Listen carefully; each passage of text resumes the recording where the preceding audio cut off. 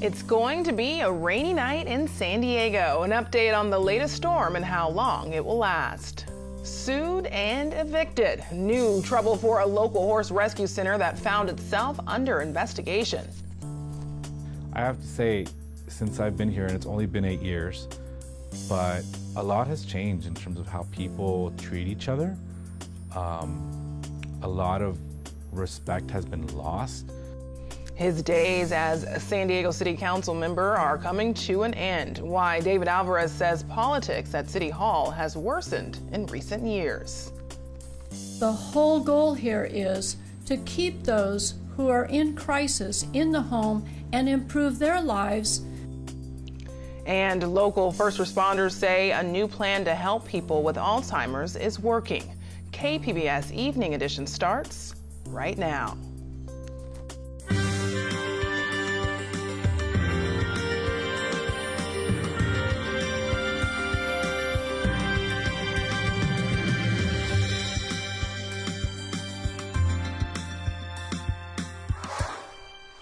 Good evening and thanks for joining us. I'm Ebony Monet.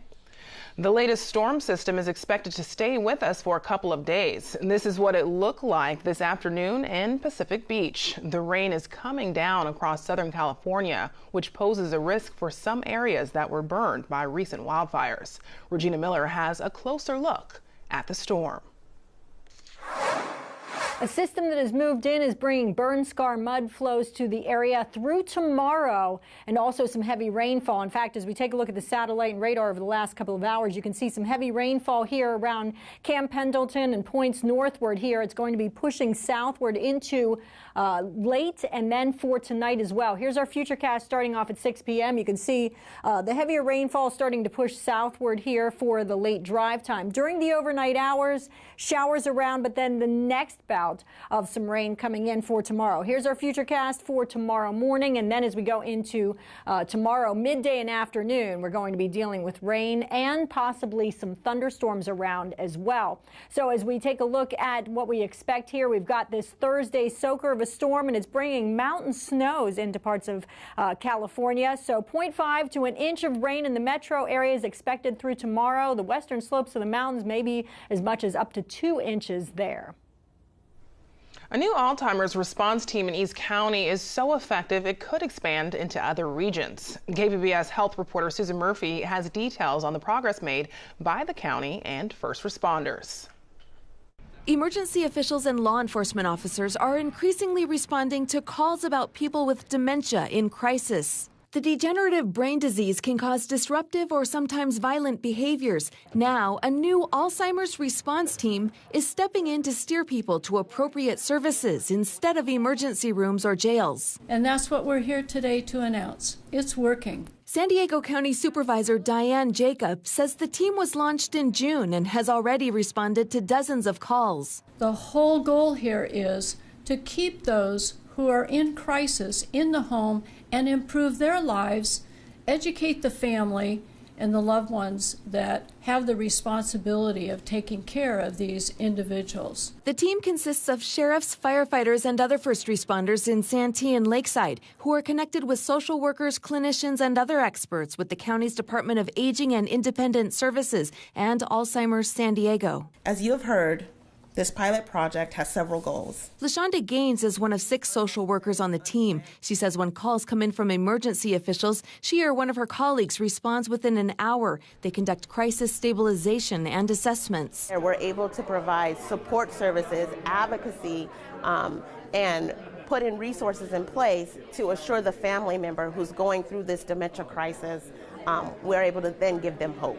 They know that the social workers there to assist, that we will be there for at least up to 6 months. The county has budgeted $1 million to fund the program. It's part of the Alzheimer's Project, the county-led initiative to find a cure and help families struggling with the disease. Susan Murphy, KPBS News. Last night, we reported on the name change to the San Diego Sports Arena, but as Matt Hoffman reports, the deal raised questions about city-owned land in the Midway District. San Diego City Council voted Tuesday to approve renaming the sports arena in the Midway District. Pechanga Arena San Diego was approved 7-2, but many of the council members seemed unhappy about the last-minute process. I remember when we were discussing the naming rights for Qualcomm, it came to committee. This didn't. Why? But I just feel like this one is not a great deal. We're under the gun because of what? Why wasn't this discussed in committee last September when you knew that this deadline was coming here? I don't know why it took so long. It's just very frustrating. It shouldn't be this way. I just think this is a really dumb process, and I hope we change it. The arena is privately owned, but sits on city-owned property. Under a 2002 operating agreement, the arena's management negotiates naming rights, which then requires council approval. The city, under the operating, whether you like the operating agreement or not, has essentially no role in negotiating any type of sponsorship for naming rights for this facility. Pechanga Resort and Casino will pay $400,000 a year for the naming rights. Out of that, the city will pocket 10%, or $40,000 a year. This is not a large amount of money for the city, and I'm sure that there were good reasons why this arrangement was worked out in 2002. I would hope moving forward that we can make this cleaner. The name Pechanga will be on the building until at least 2020. That's when the arena's lease with the city expires. A recently completed Midway Community Plan update calls for redevelopment of the land where the arena currently sits. There's a lot of options that might be coming down the pike for the entire parcel. Despite the push for redevelopment, the arena is trying to ink a deal to stay open through at least 2023. I've had a lot of conversation with real estate assets about this extension over the last year and a half, 2 years. So it's not something we just started talking about. So we expect to be in front of the city within the next month with more details about that. Currently, the San Diego Gulls, San Diego Sockers, and the new Seals lacrosse team call the arena home. That's in addition to 40 or so concerts a year. Matt Hoffman, KPBS News. Councilmember David Alvarez will soon leave his job in San Diego's District 8. It's unclear what he'll do next. He lost his campaign for the San Diego Community College District Board. KPBS reporter Claire Tregesser sat down with Alvarez for this exit interview. When I visited David Alvarez at City Hall on a rainy morning last week, his office was, frankly, a mess. He'd pulled everything down off the bookshelves, and it was now covering his desk. He and his staff were working to box up the documents that had gone through their office in the past 8 years. It would all be archived by the city clerk. I asked Alvarez if he's seen changes in how the council works together. He says it's varied over the years. I still believe the council has not found its voice and its power in this co-equal branch of government with a strong mayor, strong council form of government. I think we've had little stints of strength in the council, but for the most part, a council that hasn't really had a vision for the city to try and have that balance of power with, along with the mayor. And it's good to have that tension. It creates for better conversations and solutions to problems. And I think it's been a lot of go along to get along still in this town. And I don't think that's good, definitely not for our communities. That's good for the big interests, the people who want to see stadiums built and convention centers expanded and things like that. But people who want potholes filled and sidewalks fixed or built. Doesn't really speak to them. And I think that's where the council really, when it finds that strength, we're going to see a huge shift in San Diego. So I asked him why he thinks it's been like that, where the council is just going along to get along. Well, because once you come into this building that you're in, into this floor that you're sitting here with me at, it becomes very insular, and people, it's like groupthink, and people just talk to the same people, often forgetting who they represent and how they got elected and what they were asked to do when they got elected. I think there's a lot of that. You saw that in some of the election results, honestly, and I think once that mentality changes, and I think electorally we're seeing that the people are demanding more of the representatives, then the response will be there. In the election, the Labor Council and some of the unions backed Council President Myrtle Cole, who ended up losing, and Antonio Martinez, who also ended up losing. So I asked Alvarez if he sees a change in their influence in the city. I don't know that I see a change. I think they represent voices that are important for us to listen to. Every voice is important for us to listen to, and they certainly represent, a voice that is important. But I think the message is, how do we always put community first? And how do we work with community as employee groups, labor unions, businesses, the corporate folks who were more involved perhaps in another election like in District 2. How do we really listen to the voice of the community and work with that rather than impose our views and impose what we believe is best for them? I think that's the message from this election. Last year, Alvarez said he was running for county supervisor and started raising money. But recently he told Voice of San Diego that he was reconsidering. So I asked him where he was at in the decision now. What it comes down to for me is, can we have government that really reflects community? And can we have a government that's going to function? I have to say, since I've been here, and it's only been 8 years, but a lot has changed in terms of how people treat each other. A lot of respect has been lost in when you disagree. There has been a lot of behavior that we wouldn't think is okay of our children in a school, on school ground, backstabbing and bullying. And I'm not saying I was a victim to that, but I certainly don't ever want to be associated with that. For me, it's really about making the community a better place. And for a lot of people, it's become almost like a game of how do I win and how do I gain power over you. And that's not what it's about for me. And so I'm hoping that my time away, which is going to be seriously away from this, allows me to just reflect on whether I can be part of reestablishing that ethic that I think is required in government, and can I be effective at it? For now, Alvarez is planning on starting a business that will focus on cross-border relations. Claire Tregesser, KPBS News. You can hear the full interview with Alvarez and listen to it on the KPBS podcast, San Diego Stories. I'm Judy Woodruff. Tonight on the NewsHour, a nation mourns a president. We have special coverage of the funeral of George H.W. Bush. Coming up at 7 after Evening Edition on KPBS. High Caliber Horse Rescue, which has faced animal cruelty and fraud allegations for months, is being evicted from its Valley Center ranch. And as iNews Source reporter Brad Racino tells us, it's facing a multi-million-dollar lawsuit. Brenda Markstein filed the lawsuit last week, alleging breach of contract, trespassing, and negligence. Markstein's trust owns the 16-acre property and has leased it to High Caliber since September 2014. The suit names the Valley Center nonprofit and its founders, Michelle Natilla and Romney Snyder, and seeks more than $4 million in damages. Markstein was also awarded a judgment to evict Natilla and residents of the ranch last month. iNews Source's investigation of High Caliber has uncovered Natilla's use of donor funds for personal expenses, claims by 4 former board members that they never saw the organization's financial statements, questions about the group's fundraising practices, and claims by former volunteers of a cover-up to conceal a dangerous equine disease outbreak at the ranch. Now, Natilla has denied the allegations and refused to speak to iNews Source since March. Snyder, High Caliber's co-founder, told us today she had no comment.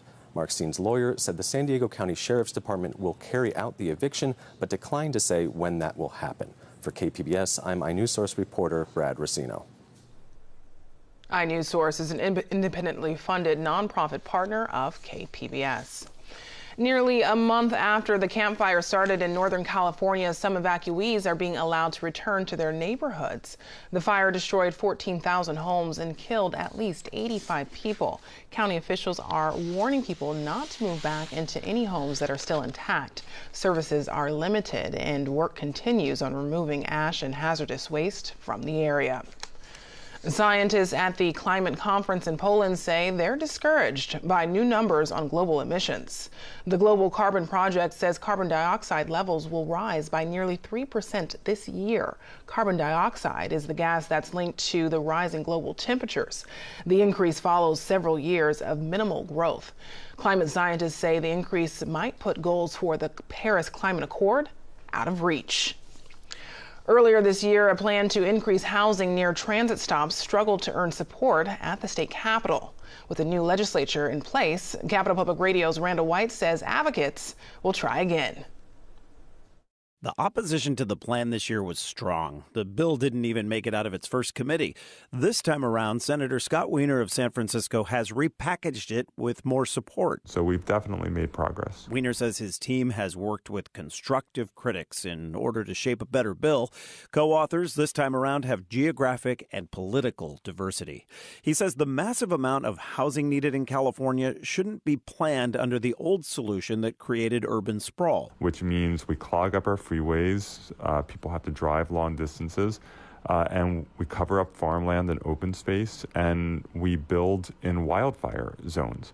And that's not sustainable. His plan is to ensure housing is built near employment centers and transit hubs. Many previous critics were supportive of that goal, but concerned about issues including local zoning control and the loss of housing for low-income groups. Laura Raymond with the Alliance for Community Transit in Los Angeles was one of those critics. Her group hopes to be included in the process this time. We plan to engage with the Senator's office on this bill. We feel really strongly that equity groups need to be at the table. We'll continue to voice concerns as we have them, and there are some unresolved issues with the bill. The bill was introduced on Monday and can't be acted on until next month. In Sacramento, I'm Randall White. Environmental advocates with the Audubon Society have a plan to restore large portions of wetlands in Mission Bay. As Eric Anderson reports, a public viewing of this plan is set for later this week. The extensively researched document offers 3 suggestions to city planners who are reshaping the area. San Diego is considering changing the northeast corner of the bay, in part to improve public access. Campland on the bay could move to De Anza Point, freeing up a large plot of land that will likely become wetlands. The Society's Conservation Director Jim Pugh says that'll create habitat for wildlife and add value to the area. And he says the Society is suggesting 3 alternatives with one that closely resembles the city's preferred redevelopment option. And that would allow Rose Creek to connect with Kendall Frost Marsh, which is a big benefit. And another alternative, both Campland and the De Anza Point would be converted to wetlands, as well as De Anza Cove, but that's the extreme alternative. Pugh hopes the study will be incorporated in the redevelopment plan being prepared for the City Council. Planners are currently working on a document that will get an environmental review before the proposal is sent to city officials. That could happen sometime next year. Eric Anderson, KPBS News. Well, as we take a look at what we can expect, we've got the heavier rain, especially as we go into tomorrow as well. We're going to see some thunderstorms around for tomorrow. Total rainfall amounts, we're talking about a ½ inch up to an inch possible around the metro areas, western slopes of the mountains. We could see some spots locally up to 2 inches of rainfall there. So taking a look at the satellite and radar, you can see some of that heavier rain pushing across Camp Pendleton down towards Oceanside. It'll be dropping southward. Here we are at your drive time, and we'll be dealing with that rain around La Jolla, San Diego, down to Chula Vista as well. During the overnight hours, we may see it more in the form of some off and on showers or rain around. And then tomorrow we've got another bout that's coming in. Some of that's going to be heavier midday on into the afternoon, and that is going to cause some problems for travelers, maybe some ponding on roadways and some flooding and poor drainage areas. San Diego, we're at 58 tonight with the rain, and then down towards Chula Vista could see see some heavier rain into tonight at 57 degrees. Periods of rain and 58 in the metro areas. For Thursday, we have that threat for some flash flooding because some heavier downpours as the storms come through, and then burn scar mud flows are a problem, so expect some travel delays. Our forecast for tomorrow, 67 in San Diego, into Ramona, we're at 58 degrees. And then as we head towards the weekend, Friday on through the weekend, drier conditions on the way. So in the coastal locations, rain, a thunderstorm, and a temperature of 65 for your Thursday. Friday, partly sunny and 68. We've got a good deal of sunshine around for Saturday and 69 degrees. Inland areas, rain and a thunderstorm on Thursday at 63. And then for Friday, partly sunny 68, a little warmer then as we head into the weekend with some sunshine. On Thursday in the mountain locations, showers 43 degrees. Decrease in clouds then by Friday. Things start to dry out and mostly sunny for your Saturday, and 50 degrees, 53 on Sunday and partly sunny. I'm Regina Miller, KPBS News. 3, 2, 1, 0. Ignition, liftoff. Today in Florida, SpaceX launched a resupply mission to the International Space Station. The California company has worked with NASA more than a dozen times on projects like this. Nearly 3 tons of supplies are heading to the space station crew, including turkey, cranberry sauce, and other foods for a traditional Christmas dinner. Tonight, we look at the festival of Hanukkah. The 8-night celebration is filled with symbolism, especially at the dinner table. KPBS Midday co-host Jade Hindmon spent time in the kitchen with the co-director of Chabad of Chula Vista. Well, I'm here in the kitchen with Miss Musty Begun. She is the co-director of Shabbat Chula Vista, and we're going to talk about Hanukkah, we're going to talk about latkes, and we're going to talk about how it all became tradition. Yes, thank you for joining me, Jade. Yes, so we've got all this great stuff out. Tell me, where do we start with making latkes, and what are they? What are they? So latkes are potato pancakes, and we just make a combination of potatoes, onions, eggs, flour, salt, and pepper, and then we fry them off to commemorate the miracle of the oil. So we'll start with just grating 3 russet potatoes. Okay, and does it matter what kind of potato you use? No, you can use whatever you prefer. And you can also use a box grater or any other kind of grater that you have. I'm using a food processor, but box graters work, especially when you're doing a small amount. Oops. All right, and it looks like it's just about 3. So how many can you make with 3 potatoes? I would say about a dozen. Okay. Yeah, so we're gonna get the potatoes in here, and then I already grated half an onion, so that's right here. Again, I used a white onion. You can use a yellow onion. All right. I have a 1/4 cup of all-purpose flour. All right. 2 eggs that we checked for blood, and I'll grab a teaspoon of kosher salt, some freshly ground black pepper. All right. Now I noticed applesauce. Is that applesauce? Yeah, that is applesauce. Okay, how does that fit into the recipe? I don't know where it came from, but some people just love their latkes with applesauce, and it kind of became tradition. Kind of a sweet and savory thing. Okay. Personally, I prefer the sour cream. Okay. But some people are just crazy over it, and so that's how they like it, so that's how we serve it. All right. Okay, we're gonna head over to the oil. All right. I'm gonna grab a spoon, and we'll just chug them in. So, and we're going to put these in the oil, but what's the story behind the oil? Okay, so the story behind the oil is back when the Maccabees won over their Greek oppressors, they came to the temple and they wanted to light the menorah. And they only found 1 little jug of oil that was enough to last for 1 night. But when they lit it, it miraculously stayed lit for 8 nights, which was how long it would take to produce new pure oil. And so to commemorate that miracle, we eat foods fried in oil. So one of the foods we eat is potato latkes, and right over here you'll see we have some donuts, and then I have some other Hanukkah treats. Different people make different kinds of latkes. You can make sweet potato latkes, zucchini latkes, whatever you like. So kind of just spoon them in. They don't need to be even. The little crispy bits that fly off are actually the best part.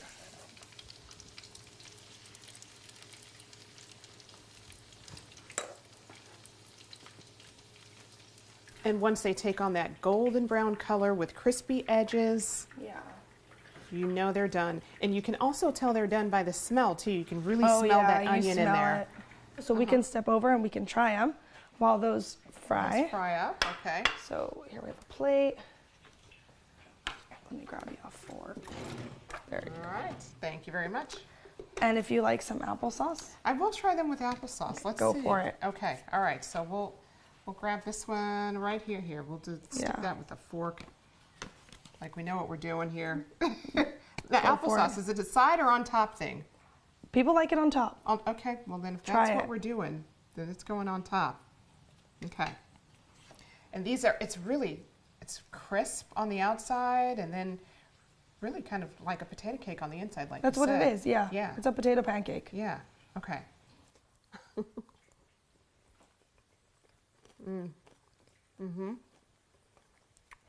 That's good.